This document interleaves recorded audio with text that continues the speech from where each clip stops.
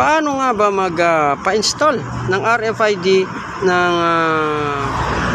EasyTrip? Alright. So kung kayo ay pupunta sa may Cavitex, alright, Cavite Expressway.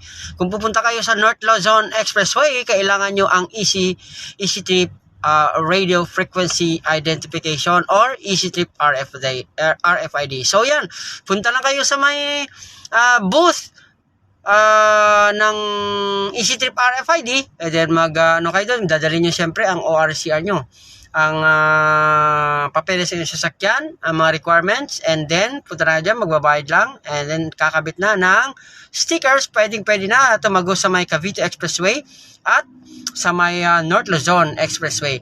Kung kayo naman ay wala kayong EasyTrip RFID, ayan, dito na kayo magpa-load. Reloading, installation, replacement, health check, auto-ship enrollment. Alright, dito sa may EasyTrip RFID. Alright, hanapin nyo lang yung booth. Ngayon, nandito ako sa may C5 link no, ng Cavitex C5 link. Alright, let's go! Papakabit na tayo ng ating RFID stickers. Napakadali lang. Let's go!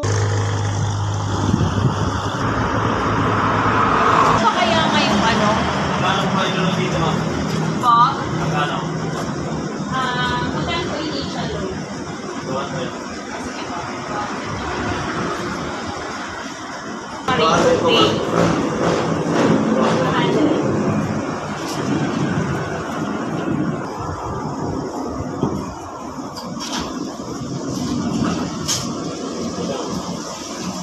Wala na pong ibang...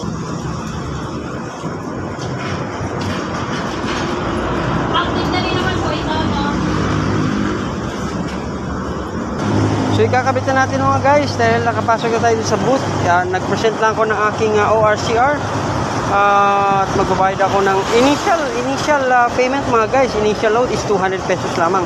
So napakadali ano. Magaling ko lang po, sir. Okay. Mamaya ka pa kaya? Kasi kasuin na rin natin yung sa pick up tsaka sa Camry. Magpapalit ng na tawag dito.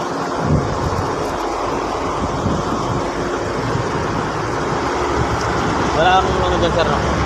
Wala sir. Ang sticker. Wala pa. Ano po yan, sir? Salamat.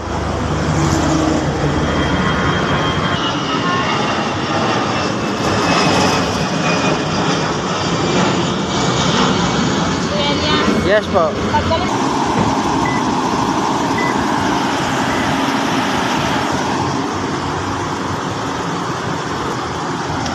So ito na guys, sa taas lang ilalagay O sa headlight guys sa kanan, pwede. Ito tatanggalin natin ito ang dating RFID.